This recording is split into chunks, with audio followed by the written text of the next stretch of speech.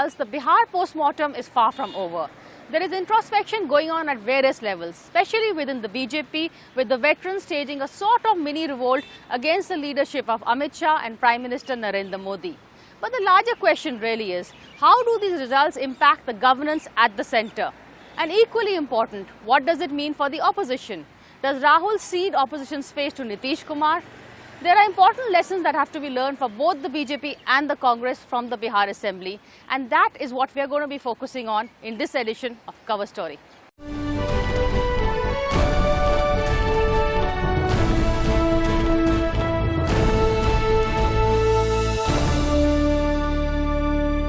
Hello and welcome to Cover Story. Today we will be discussing the aftermath of the Bihar result, its implications on the centre, for the government and also for the opposition. For this with me today, I have a panel of editors. This is going to be the editor's take, so we'll have some very free and frank views on the subject. I have with me Pankaj Vora, Managing Editor of the Sunday Guardian, Dr. Sanjay Baru, former Chief Editor, Business Standard and Director at the Centre for Policy Research. There's Veer Sanghvi, former Editor, Hindustan Times, a columnist and a political analyst, and Shahid Siddiqui, Editor, Nayi Duniya. Dr. Baru, you advise one Prime Minister, so I'm going to ask you, what is going to be your advice for this government? How does the Prime Minister go forward from Bihar? What should be the first few immediate things he should do? Well, first of all, the big message from the last 6 months of campaign towards Bihar is that the economics of hope cannot be constructed on the politics of hate. You came to power 1 year ago. That really sums it up. It's a very good line. That's my line from my column this morning in the Economic Times. He was voted to power in 2014 as the symbol of an aspiring India, an India that wants to move ahead after 3 years of UPA 2, lack of progress, etc. So here was a man who was seen as a symbol of hope. And if you want to remain a symbol of hope, people of India want to get on with life. Everybody, whether Hindu, Muslim, Christian, upper caste, lower caste, everybody wants to improve their life. Then you cannot allow the politics of resentment, hate, acrimony, this to develop. And that had to be nipped in the bud. And I think that's the big lesson from the Bihar result. Veer, do you want to add to this? No, I mean, what can I say? He summed it up. Yeah. But moving forward, what should he concentrate on? Is it the economic reforms? Because the first thing is, or should he carry on with the foreign policy as he's been doing, or should he go slow on that, focus more domestic? But I don't think he should carry on with this foreign policy, because everywhere he goes, we have a problem a few weeks later. So if he is going to do foreign policy, he should do it properly.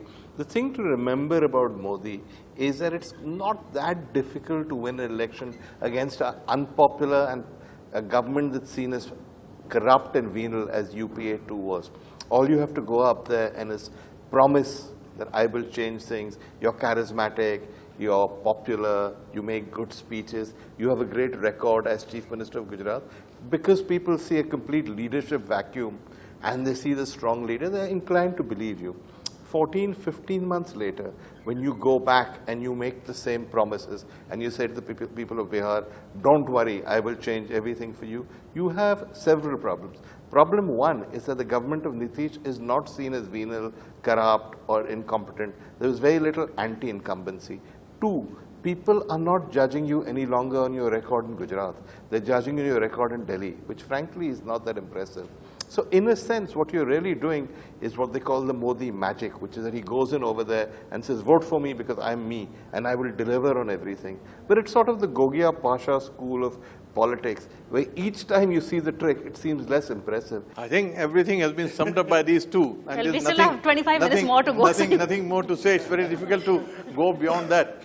But what I'll say is that he should understand that in 2014, people voted for him because they believed him. In Bihar, Nitish has been, for last 10 years, the face of development who changed the very, basic character of the society in a decade, which was a huge thing to do. I mean, changing Gujarat was always on the path of development. So you just accelerated the path. But in Bihar was on the other path of destruction. Like Madhya Pradesh. Yes, worse than Madhya Pradesh. But the fact is, this whole development story, 8 out of those 9 or 10 years of Nitish Kumar's rule, BJP was part of it. So shouldn't they have taken credit for that, brought in the local development story, instead of making it just the center? You're right. They should have certainly taken credit for some of the things which Nitish Kumar did. Because Nitish Kumar also, his image was created by the BJP media, the pro-BJP media, because they were fighting against Lalu Yadav. And, all of a sudden, they tried to create new heroes in Bihar. They made the same mistake what they did in Delhi. They ignored the local leadership. He should not make the same mistakes the previous government was making, that, the Prime Minister was inaccessible, the Congress President was inaccessible. The same thing is happening in the BJP regime. The Prime Minister again is inaccessible, the BJP President is inaccessible. And, during the monsoon session, Modi was coming to the House, and coming to the Parliament, but never went to the House. Priya, this is the second important lesson of the Bihar election, which actually was a lesson we learned in the Delhi election and we discussed at this table a few months back, which is that Indian elections have become presidential, both at the state level and at the national level. You need a leader, you need a face. In Delhi, it was Arvind Kejriwal. In every state, you look at Bengal, it's Mamata Banerjee, Andhra Pradesh, Naidu, you look across the country, its individuals have made a difference. In Bihar, they did not have a face. The BJP did not have a face. And I think it's the same mistake that they made in Delhi where they brought the wrong person at the last minute. In Bihar, they did not even bring in someone at the last minute. I mean, if the BJP had to take credit for their partnership of Nitish for almost 8 years, then the face of the BJP ought to have been Mr. Modi. I mean, the other Modi, Sushil Modi. Exactly. And the BJP could easily have projected him saying that, look, whatever good Nitish has done for you guys was because of Mr. Modi, our man. And it's only when we parted company that things were, so the strategy, so I think you need a local leader. And I think every state assembly election now, you need a chief ministerial candidate.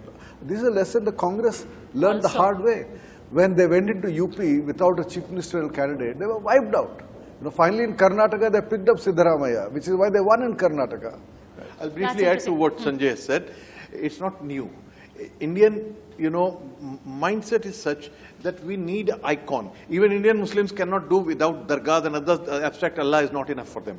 So, Mrs. Gandhi committed this mistake when she did away with the regional leadership in 1969. All the Nijiling Appas and Kamraj and Karons and all were gone. And that's where the leadership, the regional leadership emerged. Because you have to have a local leader. And the problem with these national parties is that they want to concentrate all power in the hands of the few at the center, and they don't allow their regional leaders to emerge. Only mediocres are allowed, baseless, those who have no base are allowed to emerge, those who develop any base are cut to size. That they have been doing, and that's why that was the destruction, unmaking of UP and Bihar. Because we had prime ministers from UP who didn't want another leader to emerge in UP. So they did not allow a good, honest, powerful, popular leader to emerge in UP and Bihar. And as a result, UP and Bihar, which were in the forefront of development in 1947, went down the drain. A lot of people ask why this happened. This happened because of a lot of politics, this kind of politics which has gone into it. And again, why Gujarat is going the other ways, that Prime Minister Modi doesn't want a powerful leader to be there in Gujarat. And if he doesn't do that, then he will lose Gujarat as well. But is there another powerful leader in BJP in Gujarat? Then they can develop. Amit Shah? Amit Shah. What better solution? Yes. You don't kick him out as party president, you elevate him, you send him to Gujarat as chief minister, he knows the ropes. And also we're taking him from what they're saying in the Congress. Has the Congress learned a lesson, and are they going to be giving power more to heavyweights at the assembly level? It's hard to say. I mean, what the Congress's strategy is not clear. What is emerging now is a determination to stop the BJP and to expose, to use their word, Modi. The attempts to stall parliament, to prevent him from getting his legislation through, were to show him as being a man who really can't deliver. Modi's approach to the Congress has been this Olympian one. He has utter and complete contempt for them. He attacked them relentlessly during the campaign. He made fun of Rahul. He said he wouldn't even get a job as a driver, thereby insulting all the drivers of India. He's attacked Sonia on various different occasions. The Congress therefore says, if this is what you think of us, we will show you what we are capable of. The stitching together of this grand alliance was partly an attempt to stop Modi. The Congress, so far at least, hasn't focused on the Congress. It's focused on the BJP. I fully agree with Veer. As a matter of fact, Congress is prepared to play second fiddle right now. It is prepared to, project regional leaders to lead campaigns in various states where it is not itself strong. And as long as they are able to stop Modi or make him weak, by the time 2019 comes, they want to face a weakened Modi, not a strong Modi. That is what seems to be the Congress logic. Second thing also is that, in this particular election, Nitish's, victory has also ensured in a way that Rahul's politics, at least for the next 4 or 5 years, seems to have taken the back seat, because Nitish will most probably become, as the face of the secular forces, as a person who will ultimately challenge Narendra Modi in 2019. Congress, there's a transition going on. Rahul is in the process of replacing his mother as the Congress president. And with that, also the coterie of Sonia will be replaced by the coterie of Rahul. So how far will that succeed? There are people who have raised serious questions about, ability of Rahul's, people to, deliver, because many of them who come on television screens also do not know either the ideology or the history of the Congress party, and they speak on certain things. There are a lot of congressmen who are not willing to accept these people. And even in Bihar, where Congress won 27 seats, there are at least half the number of people who have won. They are not congressmen. They were given tickets. They were outsiders who were given tickets. So I don't know how much. They couldn't find enough candidates. Both in Delhi and Bihar, the Congress has played the role of a midwife. And its challenge is to become the mother and deliver its own baby. And so I think Rahul's strategy right now in helping other parties come to power, Kejriwal in Delhi, Nitish Kumar in Bihar, probably in Bengal they might help Mamta come back to power, and that's helping others to challenge Narendra Modi. What about your own party? Do they have someone also? I believe that Sonia Gandhi was insecure through 10 years of the UPA Raj. And Rahul Gandhi again is insecure. He'll have to develop confidence in himself to develop the regional leadership in Congress. If Rahul really wants to rebuild the Congress, then he should look for popular, strong leaders in various states, including Bihar. If you want leaders, baseless leaders, then ultimately you will end up doing what you have been doing for long and destroying Congress one state after the other. So Congress will have to really rethink, and Rahul will have to come out confidently, not in terms of his speeches, but in terms of his thinking. Actual delivery. We do agree that Congress will just end up becoming a midwife to a third front. Is that the game plan for at least another 10 years, 5 years? It's so hard to say, Priya, but just look at the aftermath of the parliamentary election. Everybody said the Congress is dead. Right. Modi is here for the next 10 years. There is no stopping this man. He's such a great leader. 1 year later, with the Delhi election, and now, there's beginning to be some doubt about whether he can get a second term. Forget about his 10 years. Things change very quickly in Indian politics. In the case of the UPA, I remember I was on an election program on another channel when the UPA won its second term. And the general consensus was that Modi could never be a challenger the next election because he had the ghosts of Gujarat behind him. There would be a youth factor. Rahul would be the obvious candidate. Look what happened. Rahul made such a mess of things, and Modi won this landslide victory winning. So I'm always hesitant about these kind of predictions. Pankaj, also, this Dr. Manmohan Singh wasn't this kind of a mass leader as Modi is, but he got 10 years. So Modi still has a lot of time to get over Bihar and Delhi. Dr. Manmohan Singh in 2009 was one of the reasons why the Congress got 60 more seats, though an attempt was made to give credit to Rahul for those 60 seats. I mean, he was an iconic figure of the middle classes. Face of development. At that time, he was the face of development. And the reason, one of the reasons in 2014, which Congress, Congress was doomed right from the very beginning. But, they did not use Dr. Manmohan Singh to campaign in 2014 elections. The entire, campaign of Modi was directed against the UPA government. He was the head of the government and he was not allowed to give his, defense. So Modi has to learn. He has to, stop depending on just a few people. He has to go beyond them. He has to meet people. He has to understand, and if he has to survive. And spend more time in India. So you made that comparison between Modi and Rajiv Gandhi. Modi and Gogia Pasha. But also in the fact that they are depending on a few people and not really taking the party along with them. Yeah, I think Rajiv Gandhi was in politics, 3.5 years? a man who had never wanted to be in politics, whose wife hated politics and politicians. When he became Prime Minister, much before he thought he would, it's natural, I suppose, that he clung to a few people, many of whom were his school friends, family members, and he kept his entire party at bay, thinking that his own charisma, his own personality would see him through. To some extent, Modi is like that, in that he's counting on his own charisma. He's got Amit Shah in the Arun Nehru role, not just because of physical similarities, but because they look after the party. He's got Arun Jaitley in the Arun Singh role, as the sort of urbane fellow who understands governance. And he's kept everybody else sort of at bay, at one step below. Rajiv Gandhi had a much greater mandate than Modi, and yet it all went wrong very, very quickly. Modi doesn't have that great a mandate. He's doing the same thing. It's begun to go wrong. The difference is that Rajiv Gandhi was inexperienced. He'd had 3 years, and that's why he made those mistakes. Modi's had so long. What's his excuse? No, you see, first of all, on your earlier question about 2019, Right. I agree with Veer that it's too early. I mean, you go back last 30 years, in no election did we actually predict, even 6 months before the result, what the result would be. And each time, we were surprised by the result. 1999, 2000, 2004, 2009, 2014. I think generally, people of India have been smarter than all of us analysts who try to think about what they're up to. So therefore, I would not waste my time worrying now about what's going to happen in 2019. Does Mr. Modi have the capacity to reinvent himself? I think so. I mean, the fact is, he did reinvent himself after Godhra. 2002, yes. After 2002, he did reinvent himself. So he has the capacity to reinvent himself. Does he depend on too few people, and is he too close in terms of his personality? Yes, I think that is a big failing. 18 months in Delhi now, 15 months in Delhi now, how many has he actually really reached out to who would feel that, look, I have the ear of the Prime Minister, his confidence, he listens to me. He doesn't have to do what you ask him to do, but at least the feeling that he is one of us.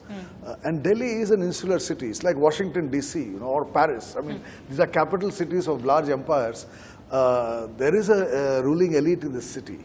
And that ruling elite, I think, was quite favorably disposed to Mr. Modi 1 year back.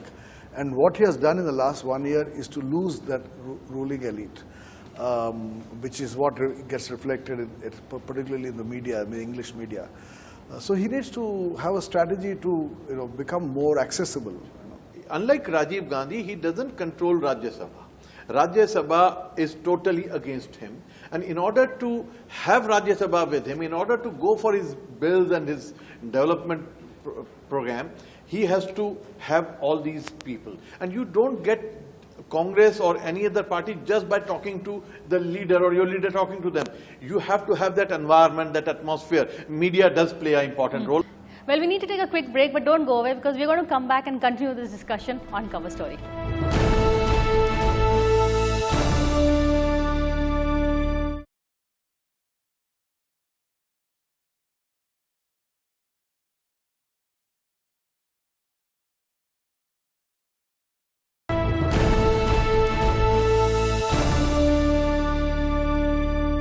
Welcome back to Cover Story. We're discussing the aftermath of Bihar, not so much on the Modi government, but actually on the Congress. But Pankaj, it's okay to say that Modi should, the government should reach out more and all that, but the Congress also, a lot of BJP ministers are saying we can talk to the leader of opposition in the Rajya Sabha, Lok Sabha, but these are not the guys who make the decision in the Congress. It's Sonia and Rahul, and they don't talk to us.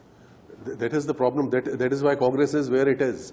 The fact is that Congress leadership had become totally inaccessible. Yes. And the mistake which Sonia Gandhi has done, according to me, is that she has been Congress president for 17 and a half years. But she has also kept the same set of advisors for 17 and a half years. All of them have developed vested interests. They make sure that, no new ideas or no new people come up. Because if they come up, then these people, their own positions are in danger. So, Congress refuses to learn. It still believes that, it is in power or it is going to be swept back to power. People of this country are missing, the Congress, but they have very strong doubts over the mother and son. And I do not think that, it's very easy for them to, somehow overcome the kind of, anti-mother and son feelings which many people in India have developed. Though those people continue to wish that Congress comes back to power. Finally, it seems both Congress and Modi had to learn the same lessons. They both have to be more accessible, both have to... That's just complete rubbish. First of all, the argument that Modi tries to reach out to the Congress, the BJP tries to reach out to the Congress, and the Congress does not reply in kind is complete rubbish. I was on an election program, there was Chidambaram on the show. He said on GST, he had 4 objections. He had tried very hard to get somebody in the government to talk to him. He had to explain the Congress's position. He said if they'd listened, if they'd bent backwards, we would have done something about it. Nobody reached out to him. The mess that Modi is making of the economy and of foreign policy, whatever you think of Manmohan Singh, politically, he was a successful prime minister for much of his reign, say the 6 or 7 years. He understands India's interests. He understands the Indian economy much more than Modi ever will. He's not called him once. In terms of reaching out called him once to except for that one time, which was a formal meeting, he's never called him. He's never asked for his advice. On the other hand, Manmohan Singh, Sanjay will tell you, when he was in office, the problems of the nuclear deal, he didn't worry about the leadership. He called Brijesh Mishra, people who had actually dealt with America. He took their advice, he persuaded them, he got them on board. Modi has made no attempt to do that. My last question is very interesting. In this debate on Bihar, we were talking a lot about Manmohan Singh. Recently, Arun Shourie praised him, called him Siana. So you think Manmohan Singh has another innings? No, first of all, he doesn't have another innings, certainly. But I think, as he himself said in the last press conference, history will certainly judge him kinder than the 2014 electors. But, the one interesting thing happened in the last couple of months, which the media has ignored, which is that 2 congressmen were telling the CBI that on the coal scam case, it's the Prime Minister who's responsible, right? 2 Congress ministers.